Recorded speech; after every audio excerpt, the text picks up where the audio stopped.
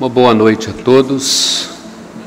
Com alegria, no nosso coração que nós recebemos, cada um de vocês nesta noite. Louvamos a Deus também por cada um de vocês, pela graça que o Senhor nos concede de poder ouvir a sua palavra nesta noite, de poder estudá-la e tributar a Ele toda a honra, toda a glória, todo o louvor que lhe é devido. Eu convido os irmãos, a igreja, para que abram a palavra do Senhor, primeira carta de João, capítulo de número 4. Nós faremos a leitura do versículo 12 até o versículo de número 16. Primeira carta de João, capítulo 4, do versículo 12 ao versículo de número 16, nós faremos a leitura de forma responsiva. Apenas esses versículos, do versículo 12 ao 16. Diz assim a palavra do Senhor: Ninguém jamais viu a Deus. Se amarmos uns aos outros, Deus permanece em nós e o seu amor é em nós aperfeiçoado.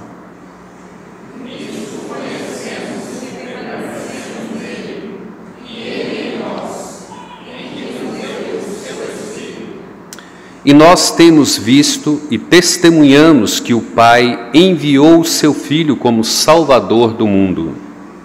Aquele que confessar que Jesus é o Filho de Deus, Deus permanece nele e ele em Deus. E nós conhecemos e cremos no amor que Deus tem por nós. Deus é amor, e aquele que permanece no amor, permanece em Deus, e Deus nele. Vamos orar mais uma vez, rogando a Deus assim, que nos abençoe nesse momento. Pai, nós louvamos o Teu nome, tributamos a Ti toda a honra, toda a glória, toda a nossa gratidão. Pai, nós o agradecemos pela preciosidade de poder louvá-lo, de poder, ó Deus, cultuá-lo, porque a nós foi concedido essa graça, esse favor imerecido em quando o Senhor decidiu nos separar como um povo de propriedade exclusiva do Senhor. Nós rogamos ao Senhor, ó Pai, que a Tua palavra seja vida no nosso coração, que verdadeiramente, ó Pai, o Senhor possa desvendar os nossos olhos, e que o Senhor nos conceda a alegria de contemplar as maravilhas da Tua lei, entendendo, compreendendo as verdades essas que transformam o nosso coração, moldam a nossa mente, as nossas atitudes, o nosso comportamento, a nossa ética, a nossa conduta como cristãos, como povo do Senhor. Estende a Tua mão de misericórdia sobre nós nesta noite e conceda graça, Deus, a cada um de nós. Nós Te imploramos, nós Te suplicamos e Te agradecemos, no nome precioso do nosso Senhor e Salvador Jesus Cristo. Amém, Senhor. Irmãos, como mais uma vez, o tema que nós trataremos nesta noite não é um assunto muito fácil de se tratar, não é nada muito fácil de se ouvir, mas é a palavra de Deus, é a verdade de Deus. Vejam que dentro do que nós propomos aqui para trabalhar nesta noite, a questão não é se nós somos perfeitos, se nós vamos atingir a perfeição nesta vida. A grande questão é se nós estamos estagnados, se nós estamos definhando, se nós estamos deixando de crescer em uma vida de santidade, em comunhão com o nosso Deus. Se a nossa vida prática, ela não é compatível com aquilo que nós pregamos, com aquilo que nós dizemos ser, mas que a nossa vida, ela acaba sendo uma contradição, uma incoerência. Então nós colocamos como tema para esta noite a incoerência entre a fé e a vida cristã. Ela revela o falso, seja ele o falso crente, o falso pastor, o falso pregador, o falso apóstolo. Então, se há incoerência entre a nossa fé e a nossa vida cristã prática, isso revelará a nossa hipocrisia, a nossa falsidade. Ela de fato desvendará e descortinará o nosso coração diante dos homens. E João nos chama a atenção aqui porque ele quer levantar aqui verdades absolutas que deveriam dar a nós segurança e estabilidade, né, da nossa comunhão com Deus, da certeza de que Deus habita em nós, nós habitamos em Deus, nós nos relacionamos com Ele, nós andamos com Ele, Ele anda conosco. E João vai então trazer essas verdades mostrando que a nossa vida, ela deveria ser resultado da nossa fé, da nossa confissão de fé em Jesus Cristo. E alguns comentaristas chegam a dizer que é exatamente o nosso mau testemunho que de fato levam as pessoas a distanciarem de Deus, a distanciarem da verdade de Deus, porque nós pregamos, confessamos e professamos uma fé, uma convicção em Deus, mas na verdade, na vida prática, nós distanciamos de Deus. João diz no versículo 12, né, que Deus permanece em nós e nós permanecemos em Deus. Versículo 13 diz que sabemos que nós permanecemos nele e ele permanece em nós. Versículo 13, 15 e 16, ele volta a repetir essa verdade, dessa permanência mútua, né? Nós estamos em Deus, Deus está em nós. Como que nós damos evidências disso? Ele diz, quando nós amamos de verdade um ao outro. Essa é a maior evidência de que Deus está em nós e de que nós estamos em Deus. Nós nos amamos como Deus nos amou. E esse é o grande desafio, irmãos, que nós temos nesta noite, tentando aqui trabalhar como igreja, com cada um de nós, não é? Esta incoerência entre a fé e a vida cristã, que revela aquele que é falso.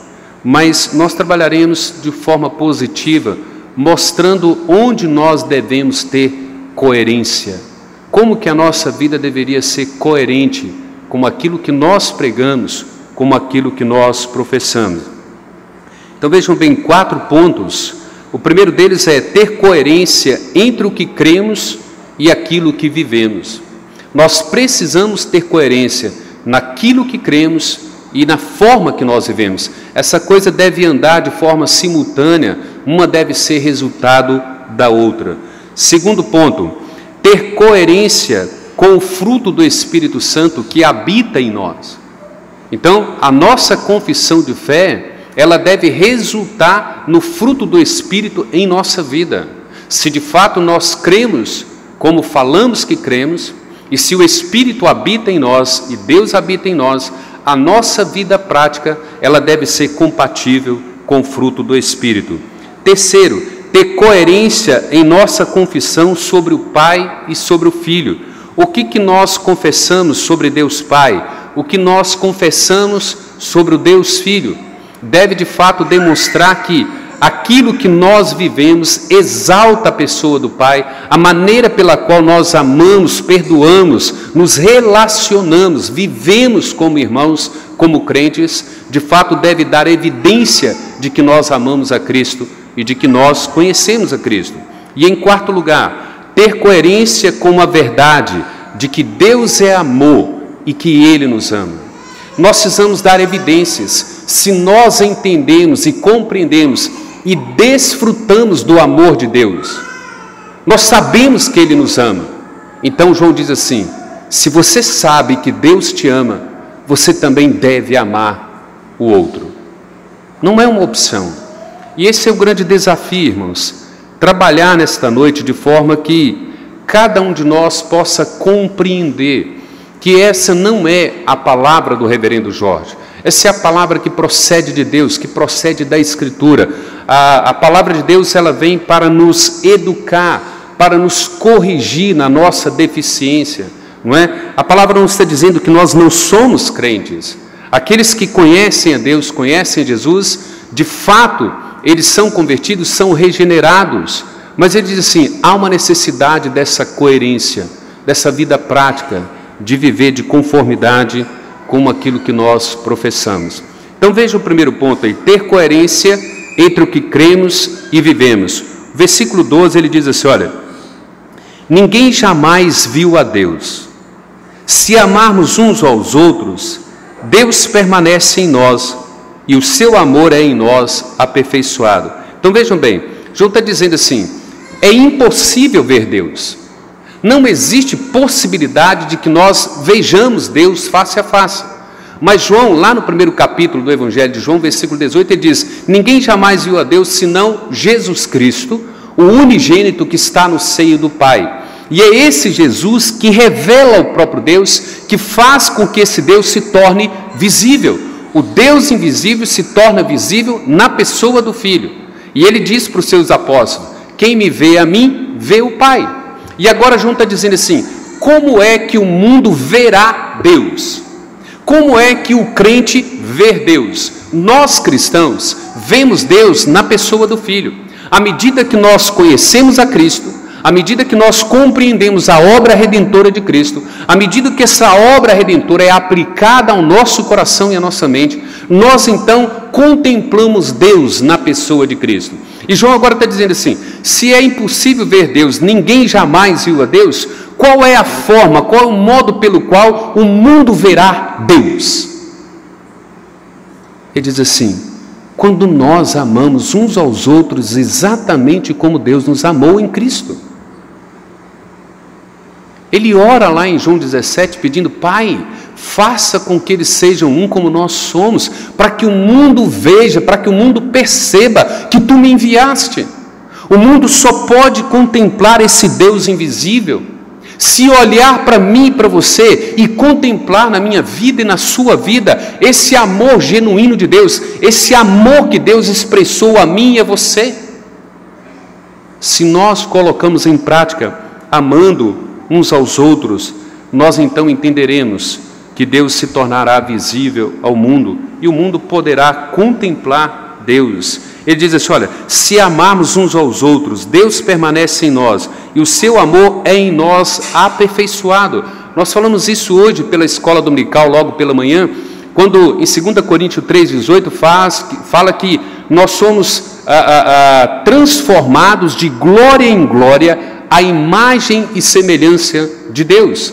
Ele diz, olha, se nós amamos, se Deus nos ama, o amor de Deus é aperfeiçoado em nós. De que maneira? À medida que nós conhecemos esse Deus, à medida que aquilo que nós cremos e que nós vivemos de conformidade, nós somos conformados, transformados à imagem e à glória de Deus. E à medida que nós somos transformados e conformados à imagem, semelhança e glória de Deus, então nós passamos a amar uns aos outros exatamente como Deus nos ama. Nós vamos expressar, nós somos o canal pelo qual Deus expressa os seus atributos aos homens. Então ele diz, é a coerência entre o que nós cremos, entre o que nós pregamos e o que nós vivemos, que torna Deus visível ao mundo.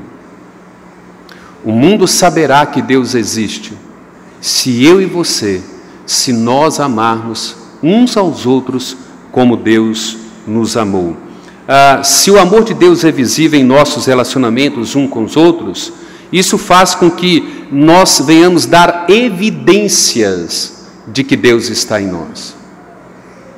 Não adianta nenhum de nós confessar, crer, conhecer, se na vida prática nós falhamos, nós erramos.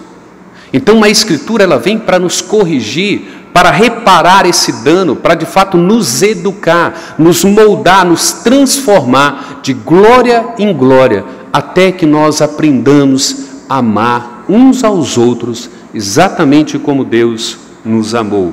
Como que nós damos essas evidências, irmãos? é natural do nosso coração, da nossa carne.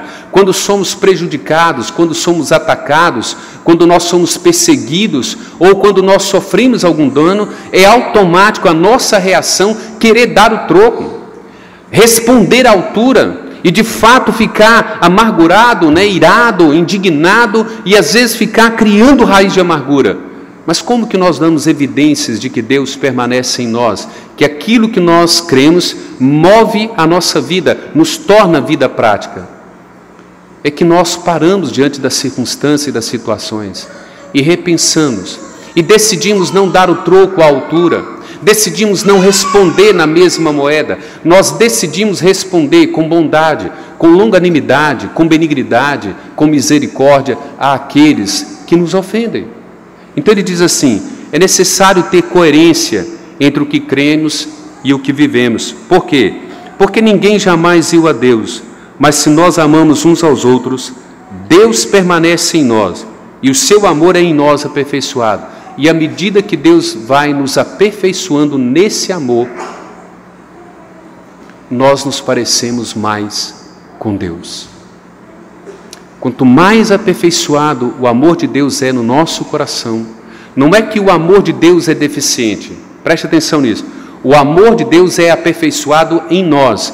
Deus vai aplicando e moldando, nos conformando de conformidade com cada um dos seus atributos. À medida que nós conhecemos e cremos em Deus, Ele vai nos moldando com a bondade, com a sua misericórdia, com a sua longanimidade, Ele vai nos aperfeiçoando, até que esse amor perfeito de Deus tome conta da nossa vida, e isso se torne prático na nossa vida. O mundo não verá a Deus de outra forma, a não ser na minha vida e na sua vida, quando nós amarmos exatamente como Deus nos amou. Segundo, ter coerência com o fruto do Espírito Santo. Observe no versículo 13, ele diz assim, olha, nisto conhecemos que permanecemos nele, e ele em nós, em que nos deu do seu Espírito. Observe aqui que há uma coerência entre amor e verdade, entre aquilo que cremos, entre aquilo que pregamos, entre aquilo que vivemos novamente. O Espírito Santo, ele é o Espírito da verdade, é aquele que nos ensina toda a verdade, e é ele que é o fruto, é dele que procede o fruto do amor, Esse amor procede do próprio Espírito aos nossos corações. Mas observem que João não está dizendo assim, e ele nos deu o seu Espírito. É verdade que primeiramente ou primariamente Ele nos concede o Espírito Santo. Lá na nossa regeneração, quando Ele prega o Evangelho a nós, quando o Espírito Santo vem até nós e regenera o nosso coração e nos dá nova vida, nos dá fé, Ele passa a habitar em nós, Ele faz de nós templo do Espírito Santo, santuário de Deus, e Ele cria então moradia em nós. Mas o que João está dizendo aqui é que esse Deus, Ele nos dá do seu Espírito. Ele nos dá algo que é do Espírito a nós. Ele nos concede o quê? O fruto do Espírito. A perfeição das atitudes, das ações do Espírito Santo são aplicadas à nossa própria vida. Nós somos aperfeiçoados pelo próprio Espírito Santo. Nós somos moldados pelo próprio Espírito Santo. Por isso é que João levanta, olha, é uma grande incoerência se nós cremos, se nós confessamos e não vivemos. Por quê? Porque é papel do Espírito Santo aplicar a obra redentora no nosso coração, aplicar em nosso coração a santidade, a santificação. O Espírito Santo não só nos salva, Ele nos santifica, Ele nos aperfeiçoa, Ele nos molda de conformidade com o seu fruto. O fruto do Espírito é aplicado em nossos corações.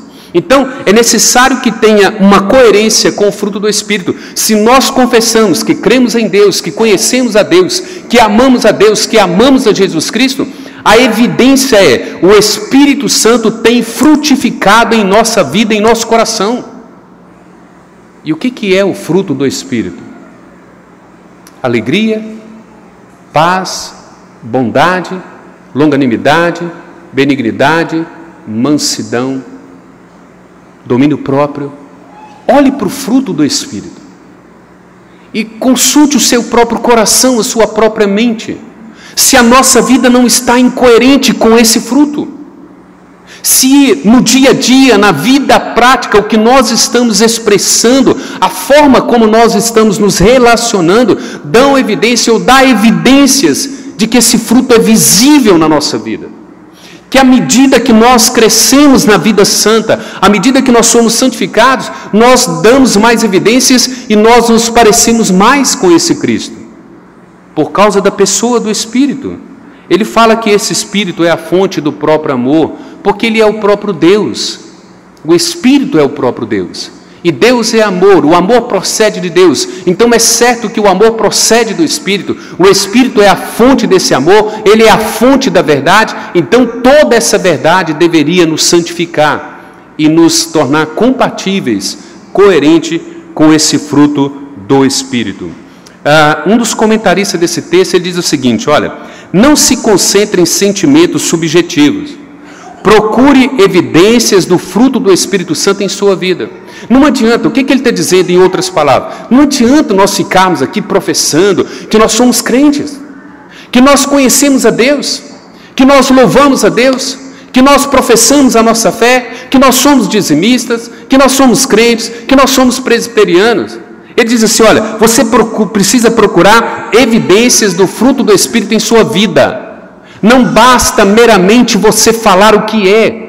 Procure evidências dentro da sua própria vida, a sua vida prática, o seu relacionamento diário com esposa, esposo, pai, filhos, irmãos, vizinhos, patrões, empregados, por onde quer que andemos. Procure encontrar evidências do fruto do Espírito na sua vida prática. Olhe para a sua própria vida e perceba se você tem se parecido mais com o Espírito Santo. Faça uma avaliação. Pergunte a você, olha, você deseja experimentar mais de Deus? Você ama profundamente a palavra de Deus? A cada dia você tem um senso mais profundo e convicção do seu pecado, do seu estado de miséria? A cada dia mais você luta contra a sua carne, você olha para dentro de si e diz assim, as minhas atitudes, as minhas ações não são compatíveis com o fruto do Espírito. Eu não me pareço nada com o Espírito Santo e eu preciso ser moldado e corrigido por esta palavra. É isso que Paulo está dizendo a Tito, capítulo 2, quando ele fala que a graça de Deus se manifestou salvadora a todos os homens. Ele diz, educando-nos para que sejam renegadas todas as impiedades e paixões mundanas e vivamos nesse presente século de forma sensata, justa e piedosa. É preciso ter coerência com o fruto do Espírito Santo.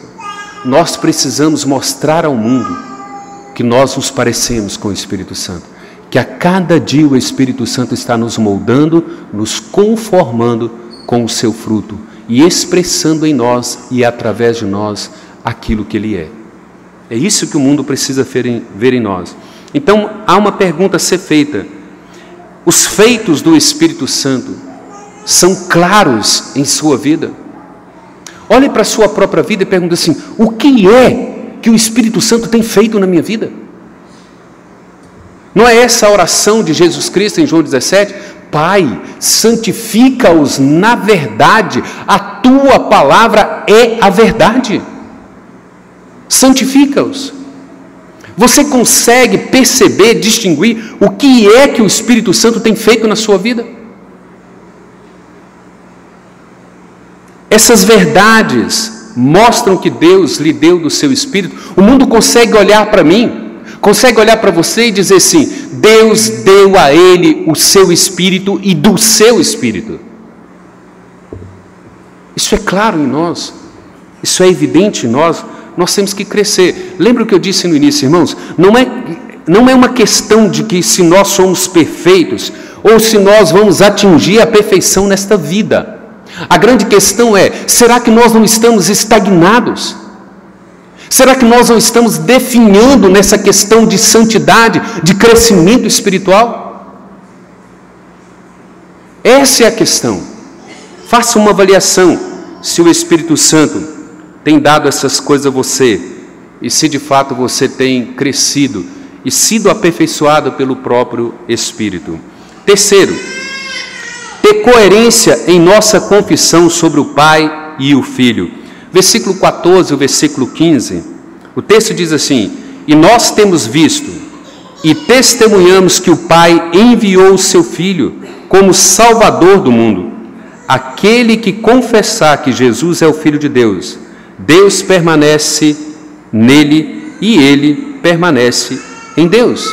Então vejam bem, nós temos aqui o testemunho apostólico e como que isso se aplica a nós, não é? Uma coisa é você testemunhar que o Pai enviou o Filho como Salvador ao mundo. Isso é uma verdade, isso é fato, né? Está lá historicamente comprovado na Escritura, na historicidade, nós temos esse testemunho.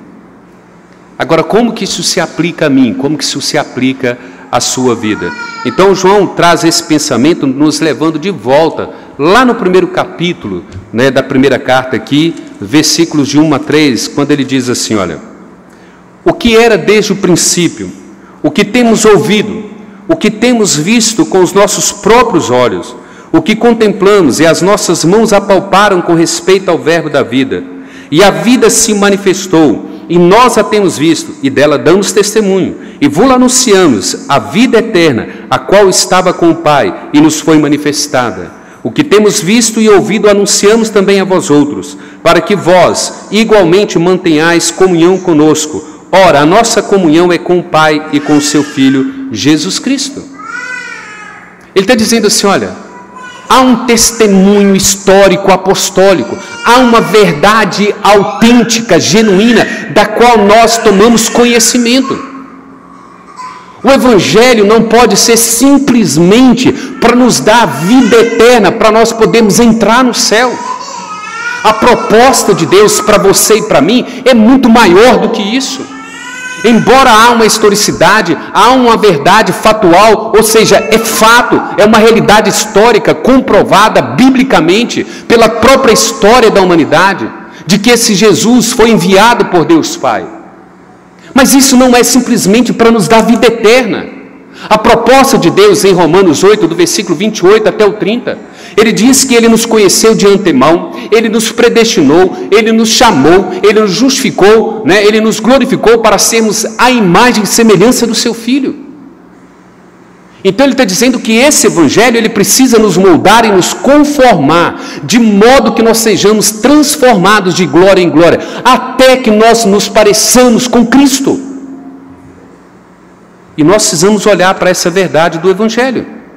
Jesus não se tornou Filho de Deus na encarnação, Ele é o Filho de Deus de toda a eternidade, Ele foi gerado na eternidade. Então ele diz, olha, nós temos visto e testemunhamos que o Pai enviou o seu Filho como Salvador ao mundo. O grande problema, irmãos, é que nós estamos descansando na vida eterna, mas nós não queremos ser moldados e nos parecer com Cristo. Nós queremos a vida eterna, mas nós queremos continuar sendo o mesmo Jorge, o mesmo Daia, o mesmo Roberto, o mesmo Reginaldo. Nós só queremos a garantia da vida eterna. Nós não queremos mudar. E essa verdade histórica tem que afetar a nossa alma, tem que afetar a nossa fé, as nossas convicções. A fé cristã repousa sobre o testemunho histórico e apostólico da pessoa de Jesus. Eu não posso simplesmente olhar para a cruz, entender a morte e a ressurreição de Cristo, entender o sacrifício dele, simplesmente parar e dizer assim, estou salvo, e pronto, e ponto final. Não, uma proposta desse Evangelho está dizendo assim, olha, nós damos testemunho de que Deus enviou esse Filho para salvar, para ser o Salvador do mundo, mas ele tem uma proposta maior. Há um alvo maior, há um alvo muito mais nobre, muito mais de primazia, de valor, que é pegar você e eu e nos conformar à imagem do Filho dele. É isso que ele diz no versículo 15. Se nós confessarmos que Jesus é o Filho de Deus, Deus permanece nele e ele em nós. Então por que ele está dizendo se nós confessarmos Jesus como Filho de Deus? Ele está dizendo assim, nós cremos numa história, numa fé, numa verdade sólida. Mateus 1, versículo 1 diz assim: esse é o filho de Abraão, esse é o filho de Davi. Ele é o cumprimento da profecia, da promessa, das profecias e promessas redentivas, das quais ele será chamado Jesus, porque ele salvará o seu povo do pecado deles. Há um povo de propriedade exclusiva dele, há uma nação de propriedade exclusiva dele. Você é propriedade exclusiva dele, para ele te moldar, para ele te conformar, exatamente segundo o propósito dele, segundo o plano dele. Ele diz aqui, olha, aquele que confessar que Jesus é o Filho de Deus, Deus permanece nele e ele em Deus. Interessante porque os comentaristas dizem assim: você entendeu e você confessou? Eles dizem assim: essa ideia não é sua. Se você confessou, se você entendeu, se você compreendeu, é porque o Pai se revelou a você, ele desvendou os seus olhos e te deu a compreensão desse Evangelho. Por isso você foi habilitado e qualificado para confessá-lo. Agora veja o que ele está dizendo. Se você confessou a Jesus como Filho de Deus, como cumprimento da promessa, como pacto, como aliança redentiva, ele está dizendo assim: Deus que se revelou a você, ele permanece em você e você permanece nele. Agora, o que João está nos chamando a atenção? Há uma coerência entre aquilo que nós confessamos sobre o Pai e aquilo que nós confessamos sobre o Filho. O Pai enviou o Filho veio para nos redimir, para nos fazer povo de propriedade exclusiva dele, para nos conformar à sua imagem e semelhança. Por isso que a incoerência entre a nossa fé e a vida prática revela aquilo que é falso. Se nós conhecemos o Pai, se nós confessamos o Filho, é porque Deus, na sua infinita bondade, se revelou a nós. Então ele está dizendo, é certo que nós seremos conformados à sua imagem e semelhança. É certo que nós teremos coerência com o fruto do Espírito. É certo que nós viveremos de conformidade com o propósito do Pai e com o propósito do Filho. Nós seremos conformados e transformados de glória em glória à sua imagem e semelhança. Quarto e último lugar, irmãos, ter coerência com a verdade de que Deus é amor e de que Ele nos ama. Observe o versículo 16. E nós conhecemos e cremos no amor que Deus tem por nós. Deus é amor, e aquele que permanece no amor, permanece em Deus e Deus nele. E nós conhecemos e cremos no amor que Deus tem por nós.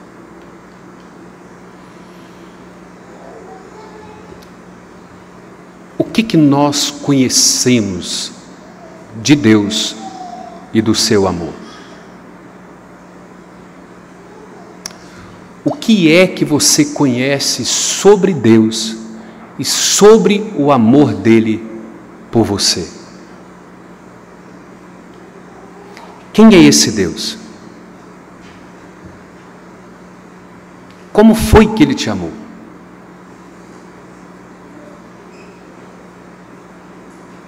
Qual é a grandeza desse Deus?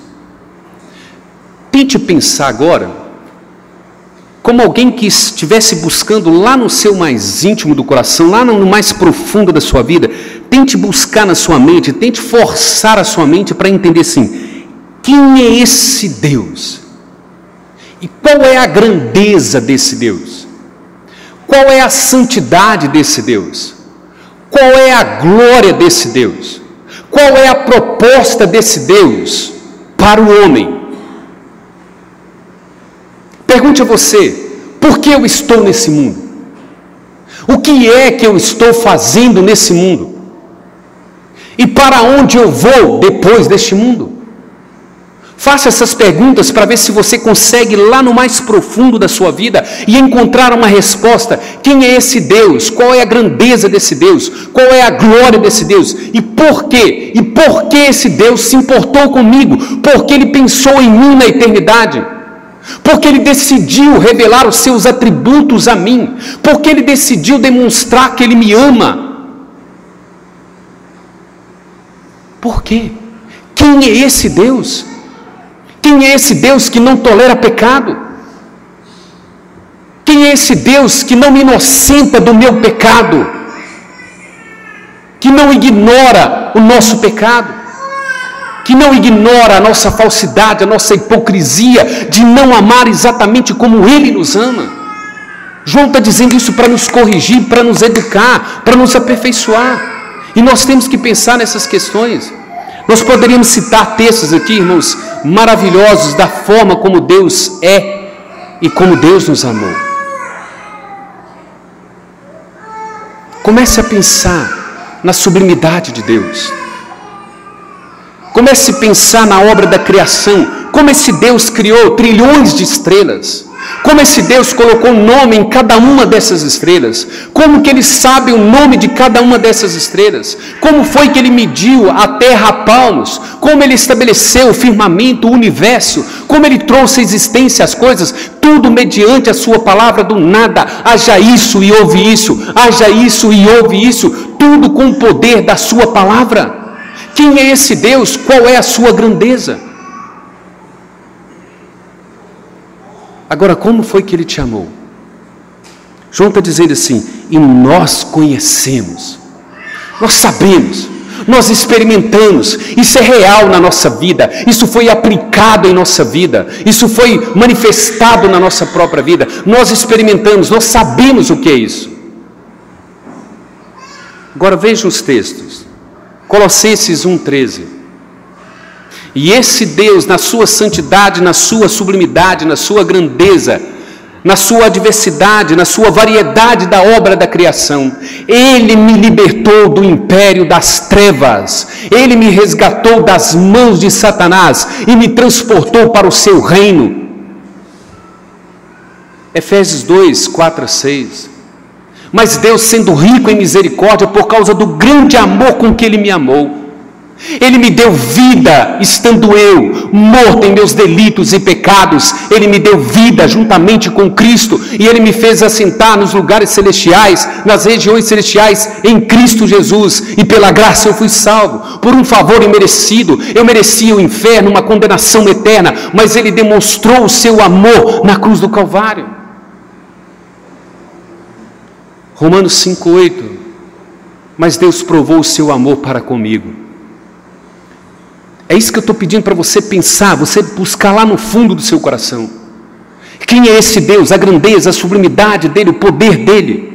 E como Ele foi lá no império das trevas dizendo assim, mas Deus provou o seu amor para comigo, quando Ele enviou o seu Filho à cruz do Calvário, quando eu era ainda pecador, Ele me resgatou, Ele me deu aquilo que eu não merecia, e aquilo que eu não merecia, ou aquilo que eu merecia, Ele não me deu. Você consegue entender o que João está dizendo? Nós conhecemos, nós cremos no amor que Deus tem por nós, nós sabemos como Deus nos amou. E o que Ele espera de mim e de você? Que nós amemos uns aos outros exatamente como Ele nos amou. Esse é o grande desafio, irmãos, porque senão a nossa vida cristã será uma eterna incoerência entre o que cremos e o que vivemos. A palavra precisa nos aperfeiçoar. Ela precisa nos mudar. Volto a repetir aqui o que eu já falei no início. Nós não estamos tratando aqui, irmãos, de questão da perfeição. Nenhum de nós é perfeito, nenhum de nós será perfeito nessa terra. O que João está dizendo e está nos questionando é, você não está estagnado, você não está definhando, você não está, como se diz, decrescendo, você não está regredindo na fé, na vida cristã. Ou a cada dia mais você se parece com Jesus. Ele diz assim, o amor de Deus foi demonstrado a nós como pecadores.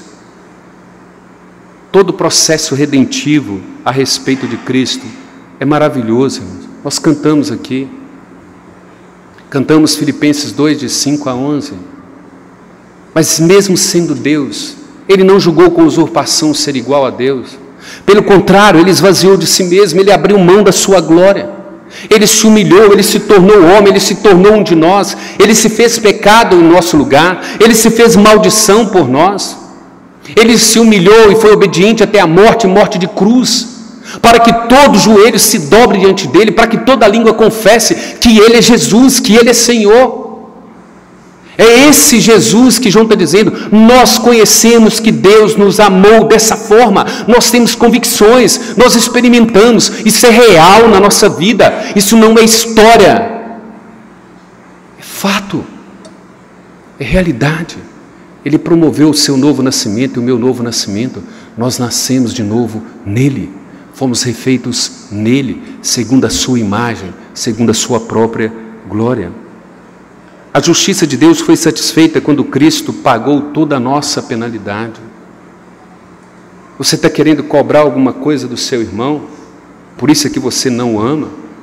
Colossenses 3,3 diz, olha, se você tem motivo de queixa contra alguém, perdoe a ele como Cristo te perdoou. Ninguém jamais viu a Deus. Deus será visto em você e em mim, quando nós amamos uns aos outros, como Deus de fato nos amou. João diz aí, se Deus nos amou, nós devemos amar uns aos outros. Não é opção, irmão. Nós precisamos rogar a Deus para que Ele, na sua infinita graça, Ele nos aperfeiçoe, Ele nos corrija pela sua palavra, por meio da sua palavra, que Ele nos eduque por meio da sua palavra, e que Ele nos leve a amar exatamente como Ele nos amou. Nós temos uma tarefa difícil, é árduo, não é nada fácil amar, não é nada fácil amar como Deus nos amou, mas João nos corrige, ou então a nossa vida será eternamente incoerente com a nossa fé, com a nossa confissão de fé. É crucial que cada um de nós aplique esse amor de Cristo no próprio coração. Isso precisa ser realidade. Isso precisa quebrar o nosso coração, impactar o nosso coração e a nossa mente. Nós não podemos ser simplesmente religiosos. Nós não podemos simplesmente ser fariseus, judaizantes, qualquer outra coisa dessa. Nós precisamos ser pessoas nascidas em Cristo. Cristianismo é isso. Cristianismo não é cumprir regras, não é obedecer, o legalismo, o farisaísmo, não é nada disso. Cristianismo é ter vida nova em Cristo, é ser nova criatura. Isso é cristianismo. Paulo em Gálatas 2:20, na verdade ele começa no versículo 19 e diz assim, estou crucificado com Cristo, logo já não sou eu quem vive, mas Cristo vive em mim. E esse viver que agora eu tenho na carne, eu vivo pela fé no Filho de Deus, o qual me amou e assim mesmo se entregou por mim. Não sou eu mais quem vive. E enquanto você não matar o seu eu, enquanto você não destruir o seu egoísmo, o seu egocentrismo, você não tem condições de tornar isso compatível, coerente na sua vida. Nem eu tenho. Eu preciso matar o meu eu, o meu egoísmo, o meu egocentrismo, se de fato eu quero viver coerentemente com a minha fé e com a minha vida cristã prática. Quais são as implicações e aplicações para nós, irmãos? Primeira implicação: o Deus invisível se torna visível quando nós amamos uns aos outros. Ninguém jamais viu a Deus. Deus nos separou como propriedade exclusiva, como povo dele, para Ele se revelar em nós e através de nós. Quando você ama, sabe, os irmãos, e às vezes você não consegue nem olhar, nem se relacionar, quando você ama, aprende a amar esse irmão, Deus se torna visível na sua vida. E o mundo saberá que Deus está em nós e que nós estamos nele. Segundo, se o Espírito Santo não o leva a desejar obter mais de Deus, se o Espírito Santo não provoca em você um senso profundo de que você é pecador, de que você é falho, de que você é miserável, se o Espírito Santo não promove um relacionamento mais íntimo entre você e Deus, se o Espírito Santo não te motiva à leitura da palavra de Deus, há algo errado em sua vida. nós não podemos nos tranquilizar, irmãos. Vejam bem, nós confessamos a Deus, nós confessamos a Cristo, nós confessamos o Espírito Santo, nós confessamos que a palavra de Deus é a nossa única regra de fé e prática. Mas a coisa que nós menos desejamos é ler a palavra dele. Nós confessamos que o amamos, que amamos a ele, que amamos seu Filho, o seu Espírito, que amamos a sua palavra e que ela é a nossa única regra de fé e prática. Mas a coisa que nós menos fazemos é ler a palavra de Deus.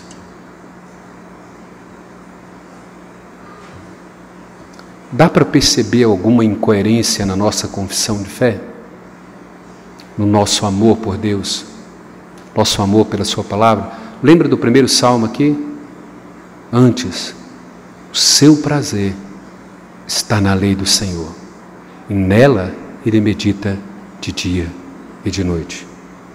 Terceira implicação, nossa confissão de fé tem que ser compatível com a vida prática que vivemos. Irmãos, o mentiroso, ele não consegue esconder que ele é mentiroso. O orgulhoso, o presunçoso, ele pode fazer de tudo para se esconder, mas as pessoas percebem. Aquele que é grosseiro, ríspido, sem educação, ele pode tentar esconder, mas todo mundo percebe. João está dizendo assim, olha, a nossa confissão de fé tem que ser compatível com a vida prática que nós vivemos. Você quer ver incoerência na vida cristã? Vá para a mídia, vá para o Instagram, vá para o Facebook e você vai perceber a incoerência da vida cristã. Nós falamos o que queremos, expressamos o que queremos, falamos de quem queremos. Lá a gente pode, lá a gente fala. É uma grande incoerência. Quarto, se Deus de fato te ama, você tem que amar o outro. Não é opção. Não é uma opção para nós. Ou Deus está em você e você está nele, e a evidência que você ama. Ou então você não ama e você dá evidências de que Deus não está em você e que você não está em Deus. Quais são as aplicações então para nós? Como que nós aplicamos tudo isso à nossa vida? Seja uma testemunha viva da existência de Deus. Ame a Deus e ao próximo como Deus te amou. Saia daqui decidido, Senhor, molda a minha vida, conserta a minha vida, aperfeiçoa a minha vida, me ajuda a ser coerente com a minha confissão, com a minha verdade, com a fé, com a obra do Espírito, com o fruto do Espírito, com a confissão que eu tenho do Pai, do Filho, com o amor que o Senhor tem por mim. Me ajuda a ser uma testemunha viva da tua existência. Me ajude a ser alguém para que o mundo olhe para mim e veja a tua glória. Segunda aplicação, exercite e demonstre o fruto do Espírito na sua vida prática. Exercite, irmãos. Abra Gálatas 5:22 e exercite isso na sua vida. Peça a Deus para te treinar nesse fruto, para te moldar nesse fruto. Terceiro, tenha uma confissão de fé verbal, mas que resulta numa vida prática. Quando você confessar algo, pense primeiro, isso tem que se tornar prático. A minha confissão de fé verbal, ela tem que se tornar prática na minha vida. É essa verdade confessional que rege a minha vida, as minhas atitudes, as minhas ações. Por fim, demonstre ao mundo que você conhece o amor de Deus e é por isso que você ama e vive como Ele. Mostre ao mundo que você conhece a Deus e a forma como Ele te amou. Como? Ame a Deus e ame ao seu próximo como Deus te amou. Vamos curvar as nossas cabeças e vamos orar, irmãos. Senhor Deus, nós nos alegramos no Senhor, porque a Tua palavra nos dá certeza, garantia de que o Senhor mesmo, conforme a tua bondade, há de santificar cada um de nós, há de nos aperfeiçoar e nos apresentar sem mancha, sem pecado, perfeitos para a glória do Pai. Somos gratos ao Senhor porque cada um de nós, que é propriedade exclusiva do Senhor, tem essa garantia, tem esse selo do Espírito no próprio coração. Contudo, Pai, nós rogamos a Tua graça e a Tua bondade, para que cada dia o Senhor esteja nos aperfeiçoando de glória em glória, à imagem e semelhança do Teu Filho. Socorre o nosso coração e a nossa mente. Santifica a nossa mente. Santifica, ó Pai, as nossas ações, as nossas palavras, os nossos pensamentos, o nosso coração, para que o Teu nome seja glorificado em nossas vidas. Abençoe, ó Deus, cada um de nós que aqui se encontra. Abençoa as nossas famílias. Abençoa, Deus, cada membro da nossa família. Resgata, ó Deus, aqueles que estão distantes de Ti. Conceda graça, conceda misericórdia e busque cada um deles através do Teu Evangelho. Nós imploramos a Tua graça. Rogamos ao Senhor, ó Pai, que continue abençoando a vida do Samuel, trazendo para ele a cura, a estabilidade, para que em breve, ó Deus, ele esteja desfrutando de uma saúde plena. Cuida, ó Pai, de cada idoso, de cada enfermo desta igreja. Cuida, ó Pai, da saúde da Niciene, da saúde da Rebeca. Cuida, ó Pai, daqueles que estão lutando, daqueles que estão em busca de uma estabilidade física e emocional.